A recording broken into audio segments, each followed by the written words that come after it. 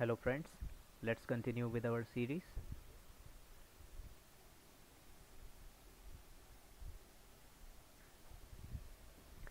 In the lecture number 27, we will be learning about list comprehension in Python. Let's begin.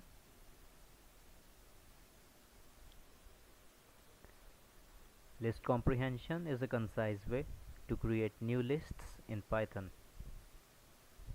Instead of using a traditional loop to build a list, you can write a single line that is both shorter and often easier to read. It often allows you to perform operations on elements, apply conditions, or transform data while building the list. Alright, so what does it mean, guys? Basically, list comprehension is simply a way that allows us to create new lists in Python. Uh, in this approach, instead of like using a traditional loop to build a list, we can just write a single line that is shorter and easier to read. Alright, so basically you work in a single line. That's what the main thing is about the list comprehension. It allows you to perform operation on elements, apply conditions, or transform data while building the list. This feature is commonly used when you want to create a new list by applying an expression to each item in an existing iterable like a list, range, string manner, right? It also replaces the need for multiple lines of code involving loops and append calls. So basically this is commonly used when we want to create a new list and we also want to apply expression to each an item like perform a calculation or calculate a result basically. uh, so for the existing iterable elements like a list, range, string, uh, you can iterate them and like you can perform operations, you can do some manipulation of data.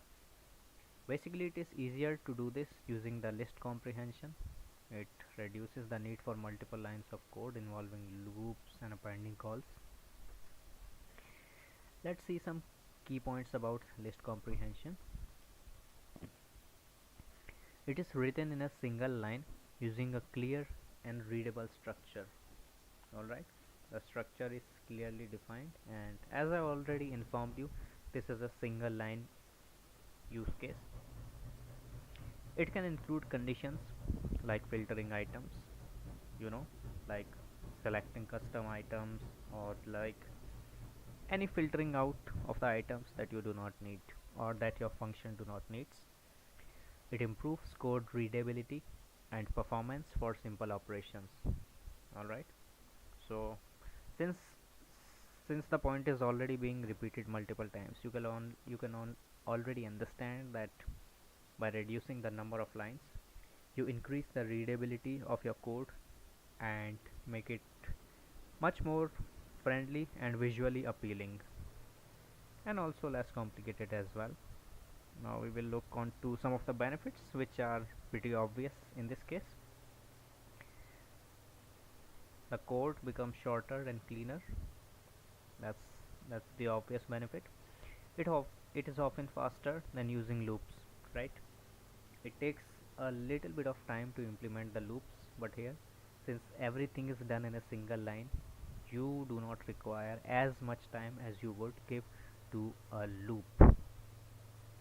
It is easy to combine mapping and filtering logic.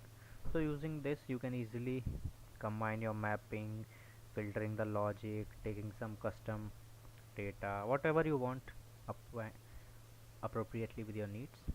Finally, we have some use cases: creating a list of numbers, strings, or transformed values using the comprehensive list. And then we have some filtering elements based on a condition, which is again like custom filtering. Then we have flattening nested lists in advanced cases. So in some cases you will find lists within lists, and you will often need to flatten them. Means you will basically you will be straightening them, and for that you can use this. However, that will be usually in the advanced cases, not particularly when you are just learning the language and familiarizing yourself with some intermediate topics like this. So you shouldn't be really needing it, alright, unless you are doing something like an advanced project or something, or a high level function, etc. Lastly, the list comprehension is best used when the logic is simple and readable. For more complex transformations, traditional loops might be clearer. Alright. So basically it is saying something which is very obvious.